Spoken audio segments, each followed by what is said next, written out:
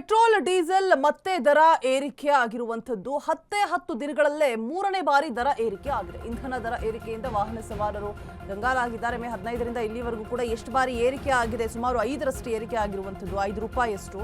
So ಹಿಂಗಾದ್ರೆ ಹೆಂಗೆ ಬದುಕೋದು ಸ್ವಾಮಿ ಅಂತ ಇದ್ದಾರೆ ಜನಸಾಮಾನ್ಯರು. ಕೇಂದ್ರ ರಾಜ್ಯ ಸರ್ಕಾರಗಳು ಇನ್ನಾದರೂ ಕೂಡ ಬೆಲೆ ಇಳಿಸಬೇಕು. ಪ್ರಧಾನಿ ಮೋದಿ, ಸಿಎಂ ಸಿದ್ದರಾಮಯ್ಯಗೆ ಜನರು ಆಗ್ರಹಿಸ್ತಾ ಇದ್ದಾರೆ.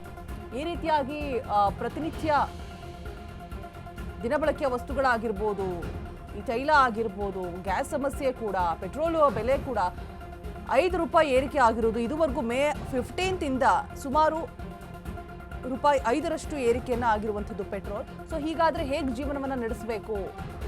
ದಿನನಿತ್ಯ 2 ವೀಲರ್ 4 ವೀಲರ್ ಇಲ್ಲ ಅಂತ ಹೇಳಿದ್ರೆ ಬೆಂಗಳೂರಲ್ಲಿ ಜೀವನ ಸಾಗಿಸೋದಕ್ಕೆ ಆಗೋದಿಲ್ಲ. ಒಂದು ಕಡೆಯಿಂದ ಇನ್ನೊಂದು ಕಡೆ ಒಂದು ಹಾಲು ತರಬೇಕಾ, ಮೊಸರು ತರಬೇಕಾ, ತರಕಾರಿಗಳು ತರಬೇಕಾ, 2 ವೀಲರ್ಸನ್ನು ಯೂಸ್ ಮಾಡೇ ಮಾಡ್ತಾರೆ. ಬಿಕಾಸ್ ನಡ್ಕೊಂಡು ಹೋಗುವಷ್ಟು ಒಂದು ಸಮಯ ಇರೋದಿಲ್ಲ. ಸೊ ಹಾಗಾಗಿ 5 ರೂಪಾಯಿಯಷ್ಟು ಏರಿಕೆ ಆದರೆ ಹೇಗೆ? ಮೇ 15ರಿಂದ ಇಲ್ಲಿವರೆಗೂ ನೋಡ್ತಾ ಹೋಗೋದಾದರೆ 5 ರೂಪೀಸ್ ಅಷ್ಟು ಏರಿಕೆ ಆಗಿದೆ. 10 ದಿನದಲ್ಲಿ ದರ ಏರಿಕೆ ಆಗಿರೋದು ಇದು 3rd ಟೈಮ್. ಸೊ ಹೇಗೆ ಜೀವನ ನಡೆಸೋಕ್ಕಾಗತ್ತೆ? ಆಕ್ರೋಶವನ್ನು ಹೊರಹಾಕ್ತಾ ಇದ್ದಾರೆ ಕೇಂದ್ರ ರಾಜ್ಯ ಸರ್ಕಾರಗಳು. ಇನ್ನಾದರೂ ಕೂಡ ಬೆಲೆಯನ್ನ ಇಳಿಕೆ ಮಾಡಬೇಕು ಅಂತ ಹೇಳ್ಬಿಟ್ಟು ಪ್ರಧಾನಿ ಮೋದಿ, ಸಿಎಂ ಸಿದ್ದರಾಮಯ್ಯಗೆ ಜನರು ಆಗ್ರಹಿಸ್ತಾ ಇದ್ದಾರೆ.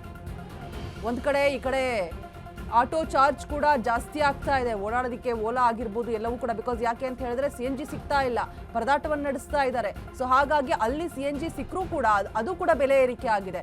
ಇಲ್ಲಿ ಕೊನೆಯದಾಗಿ ಫೈನಲ್ ಆಗಿ ಪೆಟ್ಟು ಬೀಳೋದು ಸಾರ್ವಜನಿಕರಿಗೆ, ಜನಸಾಮಾನ್ಯರಿಗೆ. ಪಾಪ ಅವ್ರು ತಾನೇ ಏನು ಮಾಡ್ತಾರೆ? ಅಟ್ಲೀಸ್ಟ್ ಬಾಡಿಗೆ ಓಡಿಸೋ ಹಣ ಆದರೂ ಅವ್ರ ಕೈಗಿಟ್ಟಬೇಕಲ್ವಾ? ಸೊ ಹಾಗಾಗಿ ಸಮಸ್ಯೆಗಳು ದಿನೇ ದಿನೇ ಹೆಚ್ಚಾಗ್ತಾ ಇದೆಯೋ ಹೊರತು ಕಡಿಮೆ ಅಂತೂ ಆಗ್ತಾ ಇಲ್ಲ.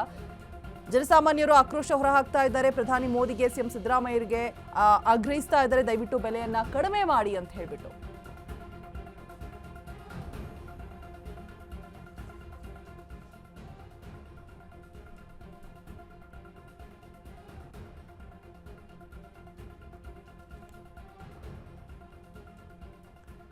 ಇನ್ನು ಪೆಟ್ರೋಲ್ ದರ ಏರಿಕೆ ಎಷ್ಟಾಗಿದೆ ಅಂತ ನೋಡ್ತಾ ಹೋಗೋದಾದ್ರೆ ಮೇ 15ಕ್ಕೆ 3.27 ರೂಪಾಯಿ ಏರಿಕೆ ಆಗಿರುತ್ತೆ. ಮೇ 20ಕ್ಕೆ 0.95 ಪೈಸೆ ಏರಿಕೆ ಆಗಿರುತ್ತೆ. ಅದಾದ ನಂತರ ಮೇ 23ಕ್ಕೆ ಆಲ್ರೆಡಿ 0.95 ಏರಿಕೆಯನ್ನು ಕಂಡಿರುವಂಥದ್ದು. ಇನ್ನು ಡೀಸೆಲ್ ದರ ಯಾವ ರೀತಿಯಾಗಿ ಏರಿಕೆಯನ್ನು ಕಂಡಿದೆ ಅಂತ ನೋಡ್ತಾ ಹೋಗೋದಾದ್ರೆ ಮೇ 15ಕ್ಕೆ 3.11 ರೂಪಾಯಿ ಏರಿಕೆ ಆಗಿರುತ್ತೆ. ಮೇ 20ಕ್ಕೆ 0.94 ಪೈಸೆ ಏರಿಕೆ ಆಗಿರುತ್ತೆ. ಮೇ 23ಕ್ಕೆ 0.95 ಪೈಸೆ ಏರಿಕೆ ಆಗಿರುತ್ತೆ. ಸೊ ಹೀಗೆ 3 ಬಾರಿ ಏರಿಕೆ ಆಗಿರುವಂಥದ್ದು, ನಿಯರ್ಲಿ 5 ರೂಪೀಸ್ ಏರಿಕೆ ಆಗಿರುವಂಥದ್ದು. ಈ ರೀತಿಯಾಗಿ ಪೆಟ್ರೋಲ್ ಡೀಸೆಲ್ ದರಗಳು ಏರಿಕೆ ಆದರೆ ಹೇಗೆ ಸ್ವಾಮಿ ಜೀವನ ನಡೆಸೋದು? ಪ್ರತಿನಿತ್ಯ ಓಡಾಡಬೇಕು, ಏನೇ ಒಂದು ಕೆಲಸ ಕಾರ್ಯಗಳಿಗೆ ಹೋಗಬೇಕು ಅಂತ ಹೇಳಿದ್ರು ಕೂಡ 2 ವೀಲರ್ಸ್ 4 ವೀಲರ್ಸ್ ಇಲ್ಲದೆ ದಿನ ಆರಂಭ ಆಗೋದು ಇಲ್ಲ, ದಿನ ಮುಗಿಯೋದು ಇಲ್ಲ. ಸೊ ಇದನ್ನೇ ನೀವು ಏರಿಕೆ ಮಾಡಿದ್ರೆ ಜನಸಾಮಾನ್ಯರ ಗತಿ ಏನು? 5 ರೂಪಾಯಿ ಬರೋಬ್ಬರಿ ಈಗ ಮೇ 15ರಿಂದ ಇವತ್ತಿನವರೆಗೂ ತಗೊಂಡ್ರೆ 5 ರೂಪೀಸ್ ಏರಿಕೆ ಆಗಿರುವಂಥದ್ದು. 3 ಬಾರಿ ಬೆಲೆ ಏರಿಕೆ ಮಾಡಿದ್ದಾರೆ. ಮೊದಲು 3 ರೂಪಾಯಿ ಆಯಿತು, ಆಮೇಲೆ 95 ಪೈಸೆ ಆಯಿತು, ಆಮೇಲೆ ಮತ್ತೆ 95 ಪೈಸೆ ಆಯಿತು. ಸೊ ಹೀಗಾದರೆ ಹೇಗೆ ಅಂತೇಳ್ಬಿಟ್ಟು ಜನರು ಆಕ್ರೋಶವನ್ನು ಹೊರಹಾಕ್ತಾ ಇದ್ದಾರೆ.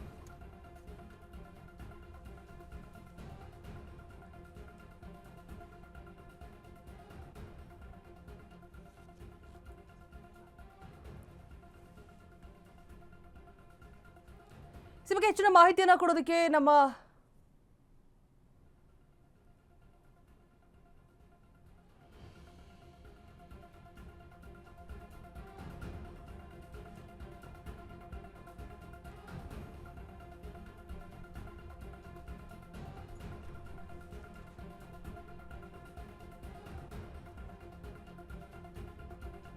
ಹೆಚ್ಚಿನ ಡೀಟೇಲ್ಸ್ ಅನ್ನ ಕೊಡ್ತಾರೆ ನಮ್ಮ ಪ್ರತಿನಿಧಿ ಲಕ್ಷ್ಮಿ.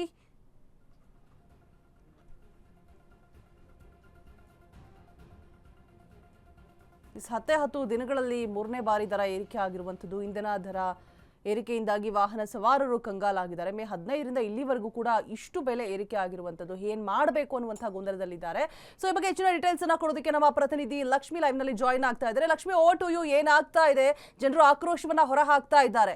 ಎಸ್ ಲಕ್ಷ್ಮಿ, ಅಪ್ಡೇಟ್ಸ್ ಕೊಡೋದಾದ್ರೆ. ಏರಿಕೆ ಆಗ್ತಾ ಇರೋದನ್ನ ನಾವು ನೋಡ್ತಾ ಇದೀವಿ. ಜೊತೆಗೆ ಇದು ಜನರ ಜೀವನದ ಮೇಲೆ ಯಾವ ರೀತಿಯಾಗಿ ಎಫೆಕ್ಟ್ ಆಗುತ್ತೆ ಅನ್ನುವಂಥದ್ದನ್ನ ನಾವು ಮುಖ್ಯವಾಗಿ ಗಮನಿಸಬೇಕಾಗಿರುವಂತದ್ದು.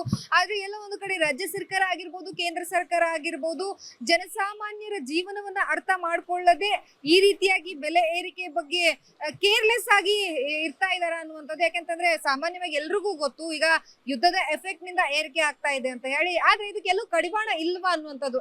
ಯಾಕೆ ಅಂತಂದ್ರೆ ಇದೇ ತಿಂಗಳಲ್ಲಿ 3 ಬಾರಿ ಏರಿಕೆ ಆಗಿದೆ. ಮೇ 20ರಂದಾಗಿದೆ, ಮೇ 23ರಂದು, ಇವತ್ತು ಸಹ ಮತ್ತೆ ಏರಿಕೆ ಆಗಿರುವಂತಹದ್ದು. ಒಟ್ಟಾರೆಯಾಗಿ 3 ಬಾರಿ ಈ ಮಂತ್ ಅಲ್ಲಿ ಏರಿಕೆ ಆಗಿರುವಂತದ್ದು. ಜೊತೆಗೆ ಇವತ್ತು ಡೀಸೆಲ್ ಮತ್ತು ಪೆಟ್ರೋಲ್ ದರ ಏನಿದೆ 95 ಪೈಸೆವರೆಗೂ 2 ಏರಿಕೆ ಆಗಿದೆ. ಸೊ ನಾನು ಇದೀಗ ಯಶವಂತಪುರದಲ್ಲಿರುವಂತಹ ಬಂಕ್ ಅಲ್ಲಿ ಇದ್ದೀನಿ, ಪೆಟ್ರೋಲ್ ಬಂಕ್ ಅಲ್ಲಿ.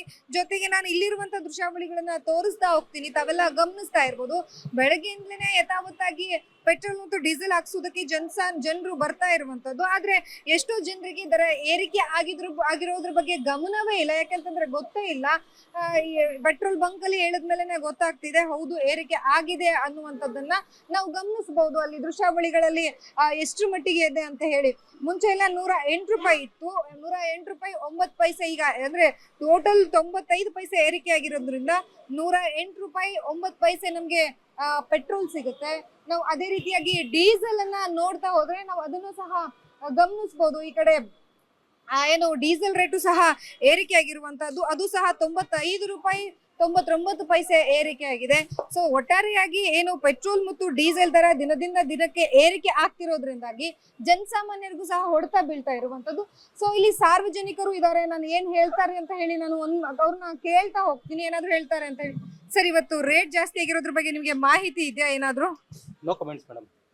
ನಿಮ್ಗೆ ಪರವಾಗಿಲ್ಲ ಅನ್ಸುತ್ತೆ ಅಕ್ಕ. ಈಗ ಹಾಕ್ಸ್ಕೊಳಕ್ ಬಂದಿರೋರು ಏನಾದ್ರು ಹೇಳ್ತಾರಾ ಹೆಂಗೆ? ಏನಮ್ಮ ದಿವಸ ಒಂದೊಂದು ರೂಪಾಯಿ ಹೆಚ್ಚಿಗೆ ಆಗ್ತಾ ಇದೆ, ಹೆಂಗಮ್ಮ ನಾವು ಬಡವರು ಹಂಗ ಹೆಂಗ ಅಂತಾರೆ ಮೇಡಮ್. ನಿಮ್ಗೆ ಹೇಳ್ತಾರೆ? ಹೇಳ್ತಾರೆ. ಎಸ್ ಹೇಳ್ತಾ ಇಲ್ಲ.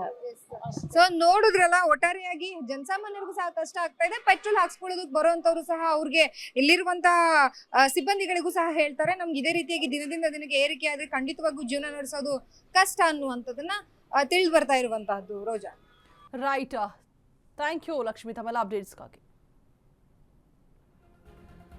ನೋಡ್ತಾ ಇರ್ಬೋದು, ಸಾರ್ವಜನಿಕರು ಕೂಡ ಹೇಳ್ತಾ ಇದ್ರು ಹೇಗೆ ಜೀವನ ನಡೆಸೋಕ್ಕಾಗತ್ತೆ, ಈ ರೀತಿಯಾಗಿ ಬೆಲೆ ಏರಿಕೆಯನ್ನು ಮಾಡಿದ್ರೆ ಸಿಕ್ಕಾಪಟ್ಟೆ ಪ್ರಾಬ್ಲಮ್, ತೊಂದರೆ ಆಗುತ್ತೆ. ಪ್ರತಿನಿತ್ಯ ಆರಂಭ ಆಗೋದೇ ಇದರಿಂದ, ಮುಗಿಯೋದು ಕೂಡ ಇದರಿಂದಾನೆ. ಸೊ ಹೇಗೆ ಈ ರೀತಿಯಾಗಿ ದಿನಬಳಕೆಯ ವಸ್ತುಗಳು, ಪೆಟ್ರೋಲು, ಡೀಸೆಲ್ಲು ಎಲ್ಲವೂ ಕೂಡ ಏರಿಕೆ ಆಗ್ತಾ ಹೋದರೆ ಹೇಗೆ ಅಂತ ಹೇಳ್ಬಿಟ್ಟು ಜನರು ಆಕ್ರೋಶವನ್ನು ಹೊರ ಹಾಕ್ತಾ ಇದ್ದಾರೆ. ಹಾಗೆ ಕಡಿಮೆ ಮಾಡಬೇಕು ಅಂತ ಹೇಳ್ಬಿಟ್ಟು ಆಗ್ರಹಿಸ್ತಾ ಇದ್ದಾರೆ ಕೂಡ. ಇನ್ನು ಡೀಸೆಲ್ ಬೆಲೆ ಏರಿಕೆ ಆಗಿದೆ. ಹಳೆಯ ದರ ಕಂಪೇರ್ ಮಾಡಿದ್ರೆ 95.01 ಇತ್ತು, ಹೊಸ ದರ 95.92 ಇದೆ.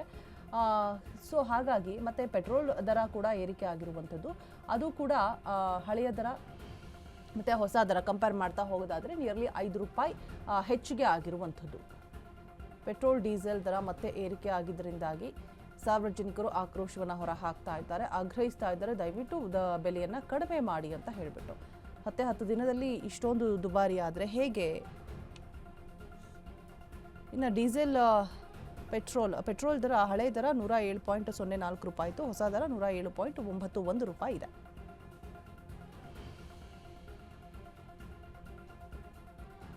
ಕೇಂದ್ರ ಮತ್ತು ರಾಜ್ಯ ಸರ್ಕಾರಗಳು ಇನ್ನಾದರೂ ಕೂಡ ಈ ಕಡೆ ಗಮನ ಹರಿಸಿ ಪೆಟ್ರೋಲ್ ಡೀಸೆಲ್ ದರವನ್ನು ಇಳಿಕೆ ಮಾಡಬೇಕು ಅಂತ ಹೇಳ್ಬಿಟ್ಟು ಜನರು ಆಗ್ರಹಿಸ್ತಾ ಇದ್ದಾರೆ.